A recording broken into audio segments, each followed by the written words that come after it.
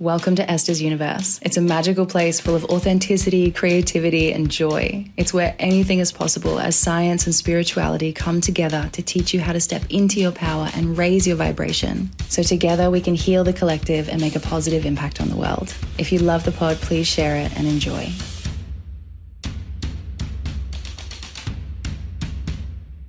Welcome to the pod. I'm here with Sonia. And we don't know what this episode is about yet. And who's going to ramble and what? We shall see. Boop, boop, boop, boop, boop, boop, boop. I love you. We were talking about ADHD. So how I was talking with a friend, blah, blah, blah, about, let's just say someone has ADHD or they've been diagnosed with ADHD, and then they might box themselves within that and say, oh, I can't because I have ADHD, or like, I am like this because I have ADHD, or I'm ADHD, whatever. Which, I have also been diagnosed with ADHD. But, no, not but. So when I was earlier, and when I was early on in the diagnosis process, I was previously in an even smaller box. So the box that I was in was like, I am not smart, I can't hold anything in my memory, I am not really going anywhere because apparently I don't know how to apply myself. And then getting diagnosed with ADHD kind of broke me out of that box and put me into an even bigger box with more space to swim. And I was like, wow, this is amazing. Like, this is so liberating. I went through so much healing, and it was an incredible step that I needed on my journey. But I feel like I instinctively knew at some point to open the lid on that box as well and be like, okay, don't limit yourself within this. You're not just Esther with ADHD. You're Esther who experiences ADHD as part of her human life, but I'm not just that, nor limited to it. So sometimes now, like, I don't even feel like, sometimes I feel super ADHD, and other times I feel like I don't even have it anymore, and I just float wherever on the spectrum, and that's all okay. But if I was constantly reaffirming with the label and identifying with ADHD, that would be having the lid on my box, and that would kind of possibly stop me from thinking in broader terms and allowing myself to do even more things, because I'd be like, oh no, I couldn't do that because I have ADHD. Yeah. And I think I can relate to that so much, because I also got diagnosed with ADHD and dyslexia, and like that feeling, because what you said about it helped you and it was a crucial or essential part of your journey, like knowing that. Because when I got diagnosed, it kind of was like a relief in a way that, like, oh, Such a relief. I've thought I'm dumb my whole life. Like, why can I not focus in a conversation? Why do I zone out? Why do I panic when I need to, like, come back to a conversation? I have no idea what people have been talking about. Like, and, like, little things like what I do in the house, and it takes me a million years to leave the house, and I keep doing the same things, and suddenly they're done, but I can't recall them. And I was like, what's going on with me? Like, am I just dumb? And then, like, knowing that, I'm like, ooh, it's a relief, but it's not like a definition.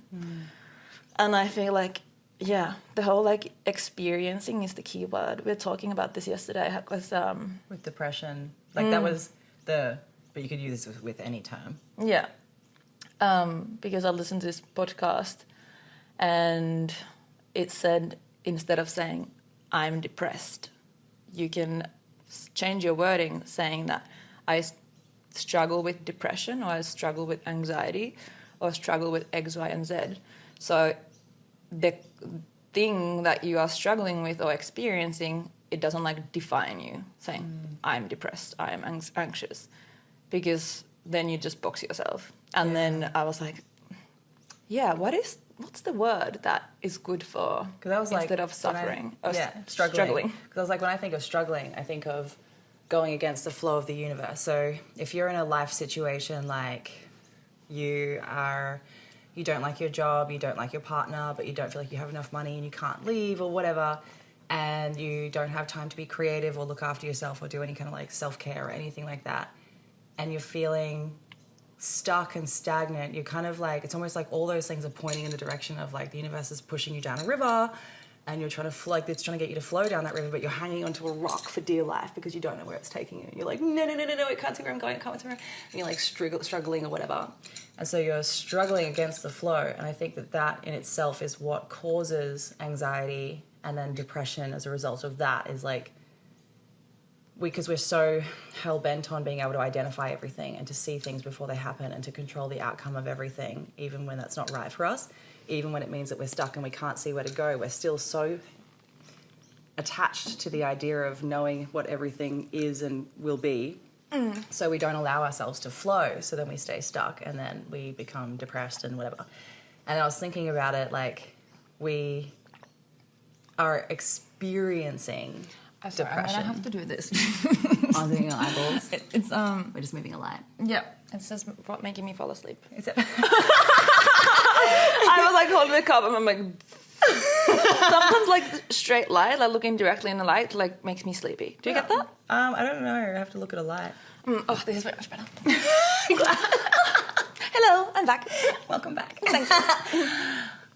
So yeah, it got us talking about it, and Sonia was like, well, what would be like another word for all of this? And I was like, I feel like experiencing would be the way, because when when you're able to observe that in your current life situation, you, the soul, the being, the conscious being of who you are, is observing your life situation, being like, oh yeah, I'm in a situation right now that kind of feels unpleasant. And it doesn't feel like I'm flowing forward in the right direction or whatever. And I'm now sad, I'm tired, I'm anxious. But instead of saying, I am sad, I am tired, I am anxious, you could observe it as, I'm experiencing tiredness, I'm experiencing sadness, I'm experiencing anxiety, I'm experiencing depression. Because then you're not labeling yourself and boxing yourself within those terms. And because we, as humans, we're habitual creatures. We get tied up in the idea of like, something, we like to hang on to things for dear life. And we also, once that pathway is kind of carved into our brain, our subconscious believes it to be true. So then you're like, I have depression. I am mentally unwell. And then you just own that. And it's like we become addicted to these ways of thinking out of habit. And then you identify with it, but really you're just experiencing it. You can let that flow on by. And by experiencing the thing and observing the fact that you're experiencing it, that you are not actually it, and it is not you, and you're just experiencing it, by observing that, you can then go, this is just part of my lesson, part of my life experience, part of what I'm going through. And by just shifting into the observation of the experience in itself is one way to start flowing down that river with the universe. Absolutely. And then you don't like every day, every moment, or whenever that moment happens when you would normally say, I am XYZ. Like the more you repeat that, the more you become it, because when you identify yourself to that thing, you tell your subconscious that I am this, there's no cure, there's no way of healing, there's no way of changing, because this is a condition that I've been doomed for however long. And you kind of like the step that you have to take to heal, which is like understanding that you can change yourself with like reconditioning your subconscious and your brain and everything. It's bigger when you have told yourself longer that I am this, I am that. And that's really important to like, we just need to change the language. Yeah. I am experiencing tiredness. My eyeballs are experiencing extreme light that is making me experience tiredness. But fully. And like even when we're just in conversation, like yesterday when I was talking about something and I was like, and this happened to me, and then I was like, wait, it happened for me, and I just kept going. I was like, blah, blah, blah, and then you were like, I just love that. I love that so much. And it's because I feel comfortable in the fact that, like I feel like, a couple of years ago, maybe 5 years ago, I might have been too anxious in a social situation to be like, to correct myself. Mm-hmm. I feel like maybe my ego would have made me just keep going with it, because like, oh, well, that's what came out, so just go with it, like don't show signs of weakness and needing to correct yourself or whatever. And then I would have been keeping myself stuck in that language. Whereas like if you liberate yourself from all of that and just be like, oh no, I just said the wrong thing because I'm, operating out of an old operating system, but I'm currently going through the process of identifying this within myself and laying new synaptic pathways in the brain to create new connections and create new habits that are aligned with where I want to go. When you accept all of that and you're like, sweet, I'm just going to own it, in conversation with friends and everything like that, and you're in the middle of a sentence and you realize that you're saying like, oh, I'm so unwell and I'm so depressed and I'm so that, and just catch yourself and you can be like, wait, no, I'm changing my language, and you can literally just like laugh about it or just stop and repeat the sentence with new language. And Yeah, and I think it's super important to do that. And I feel like, for me especially, I feel like with you, I do that the most. Like, I do that with my friends, but I feel like I haven't practiced that. Like, you know, if I say something, I just say it, whatever comes out, blah, blah. There's no thought. And, like, I do that with friends, but I feel like the whole, like, for example, yesterday when we both did the whole blah, blah, blah, blah, blah. Actually, this did. Okay, yeah, this is actually the sentence. Like, I feel like I do that with friends, but not to an extent when I do it with you. And we both, like, mirror each other and we help fix the language, like, constantly, every day. Like, if you say something and I hear, like, a little frequency thing, I'm like, ooh, actually, this is a better word that I use that I think that would match your frequency on that level. Or, like, why? Or then I ask a question to, like, get it out, and you do the same like for me. Like my meat sack thing. Yeah. I was there with the other thing that came to mind was when you asked if I wanted to surf, and I said yes, but my frequency said no. And you looked at me and you were like, oh. And I was like, no, what you're feeling is fear, but yes, I want to surf. I literally stopped in my face. It's like, what? You were like, why are you lying to me? I was like, no, I was just scared. I still want to. That was so fun. I didn't even notice myself doing that. Like, I fully just paused, and like when you said that, you started laughing, and I like could feel my eyebrows like squinting. I'm like, what? You were like feeling the misalignment between word and vibration. But I was we were hanging out with Hayley, and we were talking about something. I can't remember what we were talking about, but I said blah blah blah, my meat sack, this and that, and then Sonia was like, meat sack, like, is that the right word you want to use for like where you're at? And you were like, I think it's like, you know, I like to think of my body as like a vessel. And I was like, oh, the vibration under it like feels like, I was like, I don't feel like I attach any disregard for my body to meat sack anymore. Like, I love my body so much and blah blah. So I was like, no, whatever, I don't think so. And then on the inside I was like, it was almost like Sonia dropped a pebble into a pond, and this like little ripple kind of started going through me of like, why do I say that? Is that right? Do I align with that? And then we talked about it later on, and like later on that evening, and I was like, yeah, I think that like my current frequency and the way that I see my body and everything is beautiful and where it's at, and that's just like some outdated language. And so like I didn't feel any kind of yucky vibrations attached to the language, but it's also like we speak things into existence constantly, right? So it's like, this is why we're changing the language in the first place. So if I keep saying meat sack, meat sack, meat sack, my body is listening to that and probably being like, okay, I'm a meat sack. I'm just a meat sack, even though it's this like super intelligent being. I'm like this Egyptian golden goddess. Yeah. Not a meat sack, thank you. Doing all these beautiful things for me, like, you know, communicating to me constantly and helping me, you know, connect in with my inner universe connection. Like, my body's doing these amazing things, and I'm just like treating it like some kind of buffoon, calling it a meat sack. Which also gets me thinking about like language in general being like the vibration behind what we say and the words that we're speaking into existence, and like the shift, if we're making like a big shift collectively. Sonia and I were talking about, like, we were just kind of joking around, but low key I think that we would totally produce this in the future, but creating some kind of like new age dictionary of if you are in this kind of vibration and you want to make a shift, try this language instead of saying this, say this, instead of saying this, say this, because like when we're manifesting, so much of it, like, there's so many different parts to it, obviously. When creating a new reality, so many different parts to the puzzle that you can work on. But a really big one is what comes out of our mouths. Like, the vibration that comes out of our throats, the words that we say, the beliefs that we attach to them. And if we want to change our entire reality, I feel like the more we've been talking about this over the last, like, 24 hours, the more I'm kind of realizing, like, how much of that comes down to the language. Language feels like somewhere in the first 5 steps, you know? Of all, like, let's just say there's 10 steps to changing your whole fucking life. I don't fucking know. But it feels like language is in the top 5. 3. It seems pretty fucking important. Yeah. But I think also language is, like a direct indicator how you're feeling. So like if you are feeling depressed emotions and you are like not seeing the colors and the light in like a state of being way, like do you know what I mean? Like I feel like for us it's easy to like wake up in a day like, oh, I feel so good, look at the sunshine, oh, I feel so nice on my skin and da da da da. Like it's naturally like just the way we experience it naturally. But it wasn't always this way. Like I had a time in my life when I was super, super like, I paused. I was like depressed. I was feeling depression. I was experiencing depression. But yeah, I was experiencing depression, and I was like, I could not see a color. I was not happy. And you have had similar phase in your life, Oh, and fuck yeah. like it's so easy to talk about it because we have like gone through that, Transmuted it. into love, like.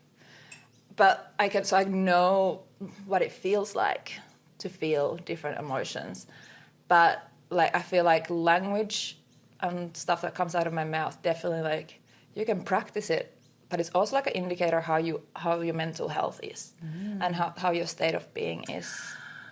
That just gave me a thought. You know how I used to, for example, be really like pessimistic and sarcastic. As a soul, as a beautiful light soul, as an inner child walking around freely in this world, I'm not actually pessimistic or sarcastic. If I am, it's like really lightheartedly, like not self-deprecating. Like I don't shit on myself anymore. But I used to like... The language always makes me laugh. I love it. But I used to like be really, really sarcastic about myself. And Same. talk so much shit on myself. And I would just be like, ha ha ha ha, and laugh. And if someone ever was like, oh, don't say that about yourself, I'd be like, ew, I'm joking. Like, I don't really mean it. But that was a huge indication that I was in a place where I feel like when you were saying that, I was like, whoa, sarcasm and self-deprecation in like a nihilistic kind of way is like you are literally telling me out loud that you don't believe that you're worthy of being like joyful and loved and accepted as you are. So you just have to make light of who you are and laugh about it instead because you don't believe you're worthy. Whoa. I only just realised that. I haven't thought of it for more than 3 seconds. That's crazy. I never thought about it. Like, because I remember I used to be really sarcastic as well. And I just thought it was funny or fun. Yeah. Just if you think about it, when are we sarcastic now? Yeah, like if we ever. are, it's more like about toothpaste or something. Like it's not about us. Yeah. That's so true. Yeah. It's a literally direct indication how you are feeling, like what's coming out of your mouth. And also like, but then like, because as we change and we have rebirths and we have new state of being, like obviously what like old habits will come with unless you like look at them and observe them with curiosity and be like, okay, this is like this language is from yonks ago. Like we don't need to use that language anymore. And then you have to make a conscious decision of speaking in the way that aligns with your new state of being. So that's super important. Yeah. And I also love what you said about like observing it and making sure that conscious shift happens. Because the other benefit of the observation part of observing your old way of being in your old language and all those things means that when you hear it in others, because you've observed it in yourself and you've experienced it in yourself and you know how you feel or how you felt when you used to use that language, that is a way that you can strongly relate to other people. So even once you've shifted out of the use of that language and out of that vibration entirely and you've created new connections and you don't feel those ways anymore, when you hear it in someone else, you can be like, fuck, I know exactly where that person's at. And then you're able to then more clearly deliver them the wisdom that they need, that they'll actually be able to receive because you've been there. And you're not coming from like an ignoramus place, you're coming from a place of knowing and understanding, which is really cool. Yeah. And that comes from the observation. Yeah. And like to be able to observe, I was actually rabbit holing this chapter from, what's the book? Eckhart Tolle? Eckhart Tolle, The New Earth. Yeah. And Great book. yeah, such a good book. And like I love reading books. Like I randomly just like place my fingers on the pages and there's open a spread and I know it's spreadsheet. I'm in this Excel spreadsheet page, and then like whatever I'm meant to be reading on that present moment is like it's like messages. I love it. It's like a really treasure cool. hunt. Being And it's like on the phone to you and like being your friend and watching how you read like that. I don't think you've ever completed an entire book back to front. No. Well, maybe one. one. Yeah. But you do that all the time, and every fucking time, literally every time. And when you do it on the phone, you're like, oh, this means this, blah, blah, blah. And then you read it out, and I'm like, cunt, that is relevant. So relevant to what we're talking about. Like, what?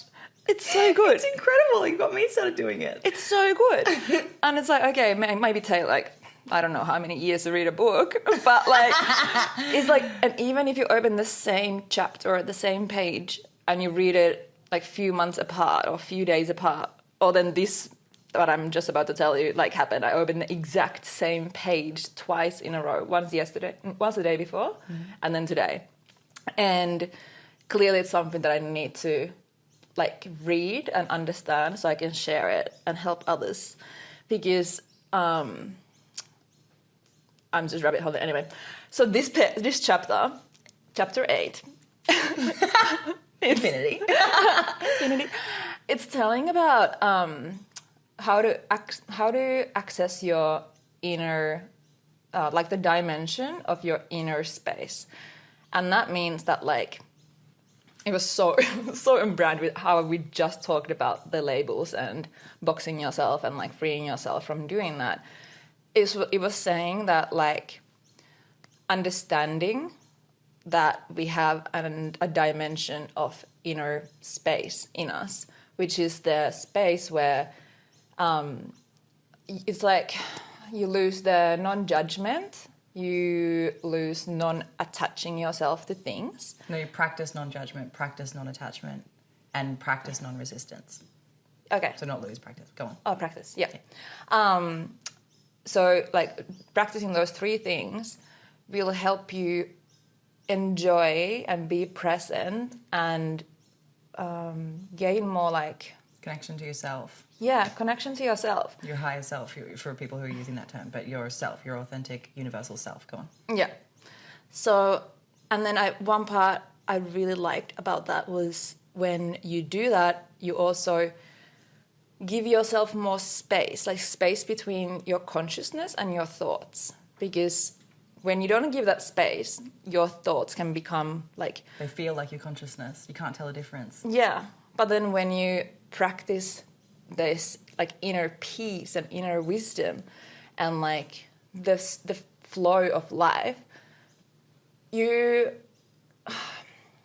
What's the word I'm looking for? You allow yourself space to like observe the thoughts and just fully, like, actually watch them in front of you. And that's how you see, like, the language you use. The thoughts you have while you're talking, it's like, is this coming from a place of ego? Is this coming from a place of love? Is this language aligning with my values and the way I want to... the frequencies I want to put out in the world? And it's so cool. And I feel like that was crazy that I opened it on the exact same page. And I was like... crazy. I literally first, I like flicked it off. I was like, oh, I've read this chapter already. And I was like, hello. Obviously, we're meant to open it on this exact same page, read it. And I was like, okay. Went back and I was reading it and it hit me a different way because we had just had this unboxing, unlabeling chat yesterday. And then I read it again and I was like, like... bombs going off in my head. Yeah. I need to share this thing to everyone so that people don't box themselves, they don't label themselves, and understanding it's you, universe, experiencing this experience on Earth. Like, it's not... You are the universe experiencing yourself on Earth through your choices and your experience here. Like, you're not all of your worries. You're not, the pain that happened to you. You're not the breakup that happened to you, whatever. You are just the universe experience all of this and gathering knowledge and partaking in the creative process. It's so cool. Thank you. You're welcome. I love that. Sometimes I'm like, I feel like I'm like trying to squeeze a word out. I'm like, and then you're just like, so this, and I'm like, Blah, blah, blah. merci beaucoup. Merci beaucoup. Thank you. When you were talking as well, because I feel like I could literally hear people listening to this being like, okay, but how can I practice that? In that book, the way that Eckhart Tolle he demonstrates how to practice the non-resistance, non-attachment, and non-judgment through a story about like a guy giving this king a ring and blah, blah, blah. But simply put, whenever you're experiencing something, before you label it good or bad, say to yourself, this too will pass. And it's not to say you can't experience the joy, and it's not to say you can't experience the pain. You are meant to experience all these things. It's part of what we're meant to do here on earth. We're meant to feel feelings. But it's about remembering before you say, oh my God, this is the best thing that's ever happened to me, or like, oh my God, this is the worst thing that's ever happened to me. You stop and you pause. It takes you into that observation state where you create the space between the mind and the consciousness. And you go, this too will pass. Whether it's good or bad, it's ever moving, it's ever flowing, it will pass. And then you can be like, wow, okay, right now, not ideal, but it's just a situation. It's not who I am, it's not forever, it's gonna pass. And you can feel it, you can cry, you can lean on a friend, you can meditate, whatever you wanna do. And then same with like joy and excitement, because Sonia and I were talking about this morning. Some people get so attached to the joy that they get so scared they're gonna lose it that they spend the entire time worrying about when it ends rather than being present in the joy. I think my first experience of that was in relationships. Like I used to enjoy the first part of a relationship so much that I'd be so scared that the honeymoon period was going to end that I would almost like dread it ending. Then I realized that I would live the first part of a relationship in dread instead of just enjoying like the newness of it all, because I was like, no, the newness will end. And I just remembered that, like, just had a flashback to that just then. Whoa. So that's like another example, I guess, of if I could talk to my younger self, I'd be like, hey, this new beginning part where you don't know each other and you're finding it all out will pass. So enjoy it now. Don't dread it leaving. It will leave. That's inevitable. And then you'll know a new version of them eventually or whatever. Yeah, that's so cool. This topic is so like... Cool, hey? It's I'm so obsessed. cool. I love it because it's so like, just understanding that like first when I read that sentence, these two will pass, I was like, negative. And I was like, okay, he has clearly a message here. And I was like, interesting that I first, like, same thing. I was like, interesting that I first think that was a negative thing. And like before even like looking in, you kind of like I blocked myself from even giving the sentence an opportunity first. Like, there's like a microsecond in my brain. Yeah. But like, because first I thought like it meant that this too will pass. And I thought it meant that, you know, even though you experience happiness, it's like, oh, it's a thing, like everything will pass, like da-da-da-da. But it's just bringing you back to the present so strongly that you understand that whatever the thing you're experiencing, but whether it's like extreme happiness or sadness or whatever, it will pass because everything will change. Like nothing is stagnant. It's just the flow of life. Things change and it's beautiful. And it's the understanding the fleetingness of everything and the cycles of life and actually just enjoying the present, but not become attached to the feeling. Because if you get attached to the feeling, say like you get attached to feeling of this extreme joy, then when some like an obstacle comes to your life because you're meant to be experiencing this, then you start like, you could easily start beating yourself up for like, you don't feel this extreme joy anymore and that's the state you want to be all the time. Or then you are experiencing this like sadness and then like actually like good things are happening to you, but you can't see them, you're blocking them because you have just identified you being sad and all this. And because you're so attached to the outcome of being happy, you're like blocking the actual happiness from flowing. Yeah. Another great example of non-attachment is this business that I'm starting. I was like, oh my God, I'm really procrastinating. This was like last week or the week before, I can't remember. So 3 years ago. Yeah. 33 years ago in our life. So much has changed. Whoa, I can't believe that was last week. I know, it feels like a forever ago. It's wild. I love it. So I like previously was when the idea first came through, it was like dumped into me like a bucket of water from the universe and I was so excited. I was so excited. I was like instantly creating for it. I knew what I wanted to do. It felt so clear. I was just actioning because I was like, whoa, the inspiration's there, and I had the energy. Like the inspiration and the energy at the same time came together, and I was like, go. And I was so excited about that. And then the more I kind of like was getting into it, the more I started reliving kind of frequencies from my last experience having a business. They needed to come up and be visited again from my current frequency and just to be made aware of. And I was like, okay, cool. And one of the things that was coming up that I wasn't conscious of yet was the fact that I was attached to the outcome, which was a huge thing I was doing in my last business. I was like, these are my goals, and if I don't hit them, I'm a piece of shit, which is not flowing at all, right? That's like controlling the outcome as fuck. And so I didn't realize that I'd like accidentally shifted into that until I saw it, because I was like, I'm procrastinating. But the fact that I'm procrastinating means that I'm blocking myself here subconsciously, like, why? And then eventually it came through after like 5 whole days of procrastinating. I was still doing the work, but I was like, I'm having to nail myself down to do it, which is a big sign.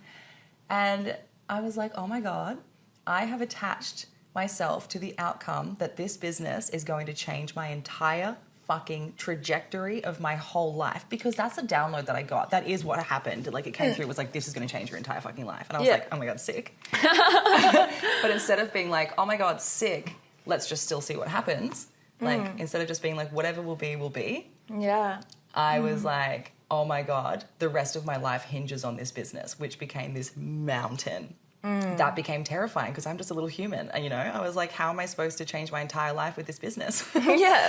And then I was like, oh my God, I'm attached to the outcome. Holy fucks. And then I was like, that's insane. So then I, like, in that moment, had a laugh about it and then just decided to become non-attached to the outcome and was like, whatever. Even if this business ends up not going anywhere and something else happens, what that means is if it's not this, it's something better. So I was like, let it go, babe. And then I felt heaps better about it. Amen. Yeah. The end. But what are the other two? Or what were you going to say? So the other... No, you go. I can't think of anything else that, like, in that process, what was just, like, yelled in my brain is, like, you just forget. You forgot... you forgot to enjoy the now, the present. It's like... Yeah, I wasn't enjoying the creative process. Yeah, because the time and understanding that time is also, like, when it happens, like, obstacles or, like, things that slow you down, like, happen for you, not to you. And when you are in the present moment and, like, you know, kind of beating yourself up, like, oh, why am I not sitting down? I need to do this thing. Like, I'm actually so passionate about this. Why don't I have any, like, froth for this? Well, clearly you're meant to be, like, sitting down doing nothing so you can allow more creativity come to you or new ideas come to you. But if your mind is just on the end result, your whole life is like, I'll be happy when. Like, I'll be excited when. I'll be doing this when. And it's not like... Because you can be happy now. Yeah. Saying, I am happy now. That was one of the biggest realizations too, when I was like, whoa, I was attached to the outcome. Then I was like, I've already changed my life. I'm already living the exact life I want to fucking live. Like, how did I even slip back into that? Obviously, it was a frequency I had to have this realization. But, yeah. Whoa. So true, like being present and creative with it now. And when you were saying that instead of, like, beating myself up about it and trying to force myself into it, I should have just stopped to have the space for maybe some inspiration to come through. That inspiration that could have come through would have been that I was attaching myself to the outcome. And when I realized that was when you were here, because when you were here, I was no longer trying to make myself work. So then I did give myself space from it. And I was like, oh, that's when it came through. Yeah, I love it. So funny. And then, of course, I was meant to come here on that exact time. So then we focus on other things. And, like, you know, when you focus on other things and, like, things are just, like, coming to you, and when you're just, I don't know, taking it slow and just frothing and enjoying. Yeah. Yeah. Then things are just, like, boop, boop, boop, boop, boop, coming to you. Yeah. Like this morning, we just tried to go for a surf. Surf wasn't exactly what... You know, it was a little bit hectic. And then we went for a walk and a swim instead, and then I just kept seeing the logo everywhere. And then... Of my business. Yeah. Yeah. I nearly said the name, but I don't know if you announced the name. It yet. Okay, so I had an intuition. I was just like, the name, the logo. Anyway, and then we were just like started talking and brainstorming, and then I got Froth to just do something, even though like I'm not part of your thing that you're birthing, but I am. When like, you said that, then I was like, what? am Like, I know am what you mean. No, I know what you mean. You're like, it's your business. I get it. Like, I get exactly what you're saying. But when you said that, I was like, oh. As in, like, Explain. to me, you're a part of everything that I do. Okay. Everything that I do, your existence in my life has a ripple-on effect through everything. Okay, yeah, that's true. Yeah. And likewise. Thank you. It was so funny when I was like, the thing you're birthing, and then your face went like,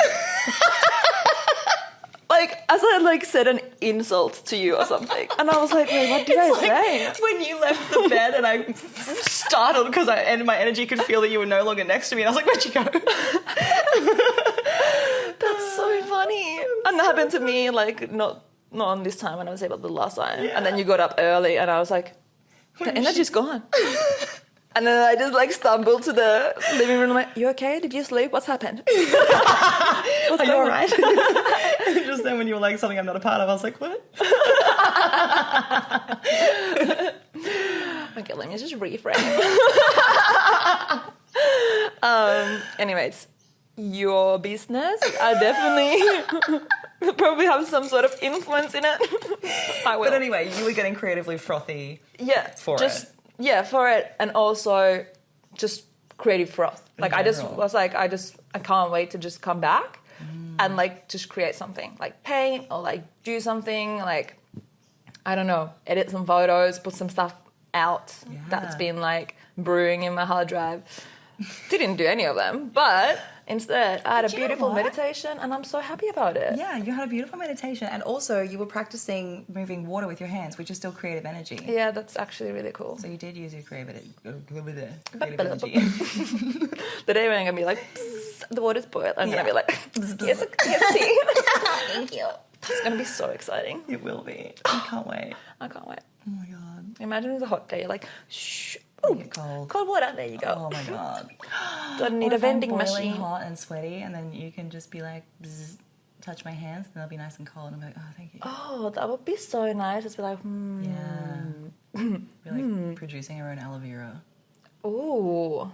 Like, I mean, the Rabbit hole. possibilities are endless. I'm so happy. So the other two things, I keep having this pop into my head to like address the other two because we were just talking about non-attachment. Mm-hmm. So the other one is non-resistance and then non-judgment. Yes.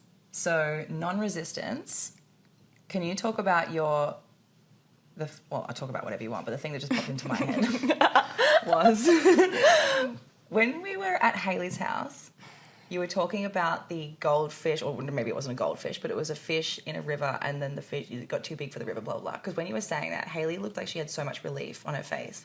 And then just before she sent me a message, and she was like, I felt so good after you and Sonia left. She was like, I just felt really calm about XYZ. And I was like, oh my God, that's so nice. And I think it was when you were talking about that specific thing. And when I think about that whole like river and the fish and whatever, I think of the river of unknown. And I think when I think of the river of unknown, I think of practicing non-resistance. Like getting into flow with the universe, into surrender. Yeah, I was using this is that a metaphor? But like, Say so, yeah. and just like this mental image that I have in my brain when I think about the flow of life. I always think that like when I'm feeling really scattered or I don't know, overwhelmed, I always jump in to the river of unknown. It's like full trust mode, full surrender mode, and just knowing that you're always looked after and everything is okay, and this is the exact place you're meant to be on this right moment. And then I think about the river and like floating in it. And for some reason the river's purple. But this purple, beautiful river, and you just like, in the river, you experience so many like changes, things that are brought into your attention to give you a chance to look at it and either hold on to this thing or like let go of it or transmute that into power, like old beliefs or traits you have, or like your, I don't know, your living situation, your work situation, the friends you hang out with, new people who come to your life. Like in this river, there's so much change, and it's like such a beautiful place to be because, come on, you're floating in Purple River. How beautiful that is. Obviously. And then after you've been in this river, you arrive to this like golden pond, and it's like you like overcome those things, you change your state of being to be the one that aligns with you the most. And the golden pond is kind of like a celebration. Well, like you do celebrate during when you're in the river as well, but it's kind of like that's kind of like the milestone. And then you've been there for X amount of time, and then you naturally get back into the river, and then It's like you outgrow that milestone. Yeah. And then you get back in. Go on. Yeah, and then you get back into the Purple River, same things happen, things are presented to you as a gift to transform and change and become you and da-da-da-da. And depends how much you resist the river. To how much discomfort you'll feel. Yeah, because if you resist it, like I just picture the river that's like naturally flowing, it just stops. And then like all this shit is banking up on you, and it's like that's the resistance and that's the discomfort. Like obviously sometimes you'll experience discomfort even when in flow because you're like, fuck, I'm doing the right thing and it's uncomfortable and oh my God, I'm feeling the fear and I'm doing it anyway. But then also that discomfort will intensify if you're not flowing and if you can feel all the things pushing against you but you're too scared to let go. And that as well, like there's a couple of things that when we feel that feeling of discomfort. So what discomfort is, like, this is where neuroscience comes in. So what happens in your body when you are out of your comfort zone? Your body and your brain starts to release this chemical. It's like a biological, neurological chemical that gets released, and it actually makes you feel the feeling of nauseous. Or nausea. Nausea, yeah. Nausea. That's a cool word. Well, it could be nausea. Maybe some people say nausea, some people say nausea. Whatever. And it makes you feel nauseous. So that's why those feelings are kind of hard to separate. Like, is this a good thing? Like, am I meant to be doing this because I feel physically sick? Or is it such a good thing that I'm doing something new? But like, the chemical is there getting released. So of course, you feel the nauseousness. And then you need to like take a step back, or like you have to stop for a second and look around you and understand if this is that feeling of like you're actually just going outside of your comfort zone, or are you going against your values? Like those are kind of like those two places where this same feeling and can how happen. can someone step back and create the space to find that out? They can say to themselves, this too shall pass. Yes, exactly. That is such a good like mantra to like come back to the present. Like, anyway, what were you saying? What made me think of this? The discomfort, and you were like, oh my God, this is actually a chemical that's getting released in the brain. And yeah, because then discomfort is, it's leaving the comfort zone, which is the whole purpose of the Purple River. But then some discomfort it's so powerful because you can transmute that, public speaking or like putting yourself out there or like being comfortable in yourself or expressing yourself the way you exactly want, like whether it's like through art or clothing or being or whatever. And if you've never done that, it can be so uncomfortable. But the more you do it, the feeling will get easier and easier and easier. And then it becomes your state of being, and you don't feel the feeling of nauseousness. I love it. Nausea anymore, because you repeat that, you get more neuro pathways, connections. Synaptic connections in your pathway. In your noggin. in your noggin. And then that becomes your state of being. And then you can just do all those things. You can go talk to 1,000,000 people or whoever. Like, and you just don't feel that feeling anymore because you have made that into a state of being. Cool. State of being. My hand movements are just going. This makes me think of the video that I saw with the part of the brain, which I don't remember the name of the part of the brain, but the guy was talking about how when you're doing something that makes you uncomfortable, but you do it anyway, something that's good for you, obviously, like what Sonia was saying, it's the thing that's aligned with the values, is the part of it grows this specific part of your brain. It makes it bigger and bigger and bigger. And the more that part of your brain that grows and strengthens, the less quickly you age. So the more that you feel your fear and do it anyway, and the more you expand your comfort zone within alignment with your values, you literally slow down your aging process and you stay more in your childlike mind and your childlike way of being, which also, oh my God, we were talking about this yesterday. That's why I was like, Little kids.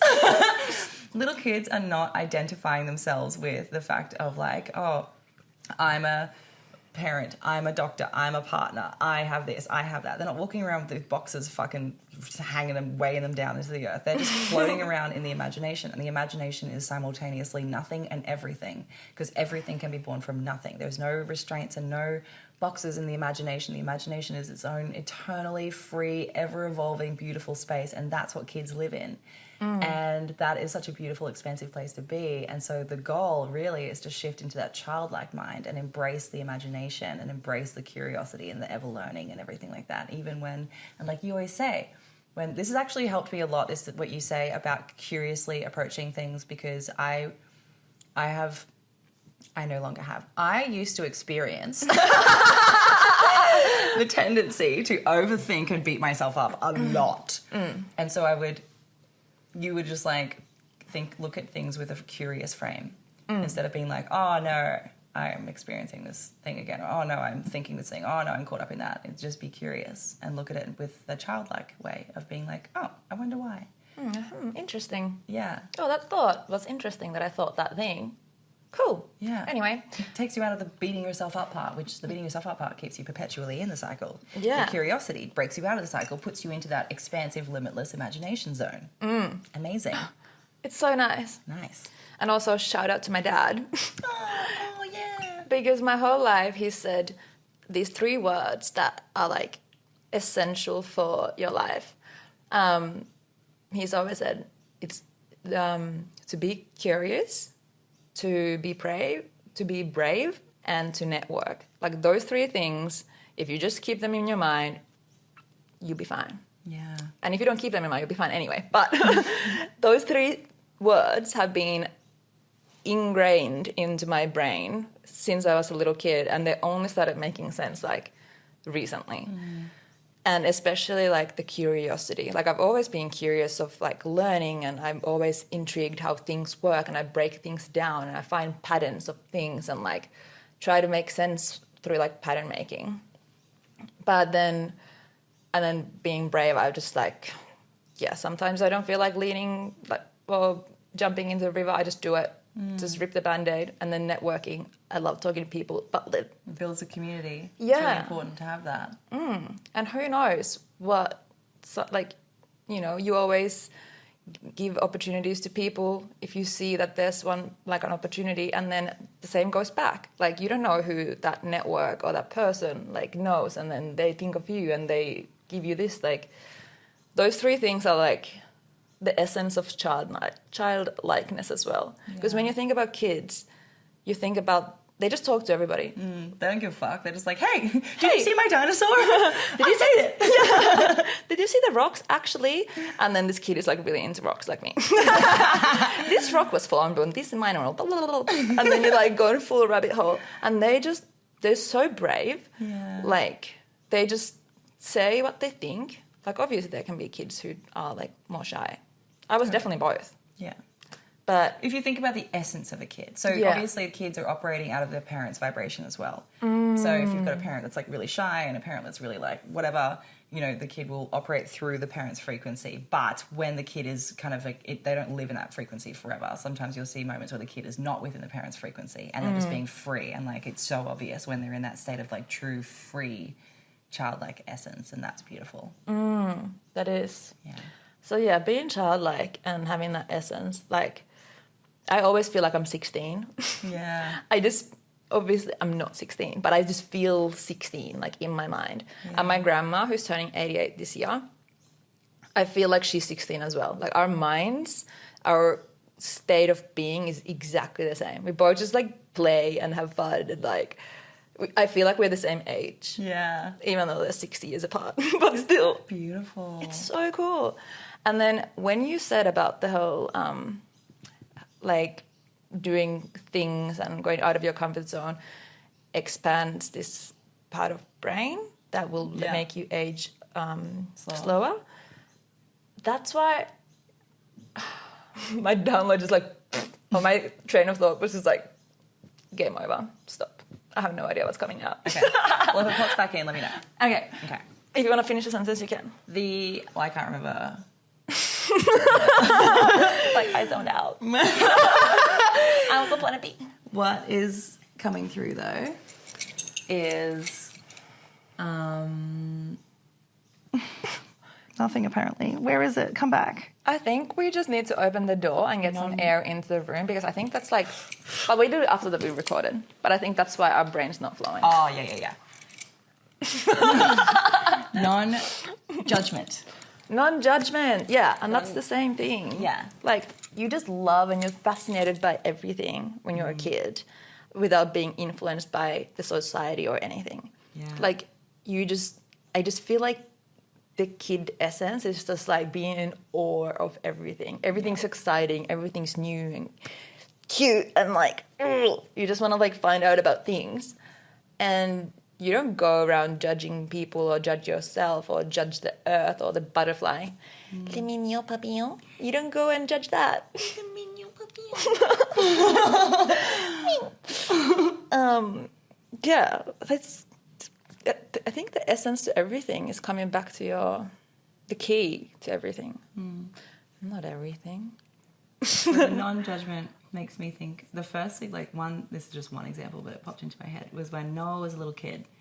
I noticed by observing other parents and other children that a kid would fall over and the parent would rush over and be like, oh my God, are you okay? Oh, baby. And then the kid would be like, no, I guess I'm not, and cry. And I was like, the kid was fine until the mum rushed over to ask if it was okay. Obviously, she's an angel face, just wanting to look after a kid, no judgment there. But I was like observing it. I was like, okay. And then I watched it again and again, and I was like, interesting. This is when Noah was like a baby. So then by the time he was walking, running around, banging into shit and fucking knocking his head on everything and falling over and all of that, I made a point of being like, okay, I'm going to see how this goes. He falls over, and then he just like, I'm there, but I'm not reacting. I'm not like stone cold. I'm not. And then sometimes I'd just be like, oh, you're right, or whatever like that. And he'd be like, oh, and he'd just like get up and like dust himself off and be like, yeah, I'm all right. And I was like, cool. I could tell if I had no reaction and he bawled his eyes out anyway, he was literally experiencing pain. But even then, I wasn't like, about it. Like, pain's bad. I was like, oh, come here. Like, it's all right. I was like, you're not going to, your leg's not falling off, you know? Like, it's okay that you're upset, but it's all going to be okay. And I think that, like, kids initially, like, let's just say you do fall over and you're not actually hurt. They don't judge the fall as bad until we rush over and exclaim and be like, oh my God, are you okay? As if it was bad. And then they go, whoa, was it bad that I fell? Must have been. Now I'm going to cry because I'm experiencing something bad. Now I assume falling is bad. And really, it's like they were previously not actually judging the situation. They just fell, and then they were going to get it back up. Or they might be like, for a minute, because they're like, what the fuck just happened? But then they're actually fine, and they just keep running like 5 minutes later. That is so true. That is so true. And that's so cool that you've been parenting Noah this way. Because that's fucking phenomenal. I didn't realise like how conscious I was back then, you know? Like I just was, but I didn't know what that was. I was just always observing, but I didn't realise. And then I was like, oh my God, I had an awakening like a year ago. And it's like, can't have been awakening for fucking ages. Yeah. Goodness. Anyway. So cool. I think we're pretty much done. Are you done? Okay. Anyway, on that note, nothing is everything. That is nothing. Everything is nothing and nothing is everything. Yes. That's a perfect ending for this episode. Perfect. All right. Bye, everyone. Love you. Bye, everyone. Love you.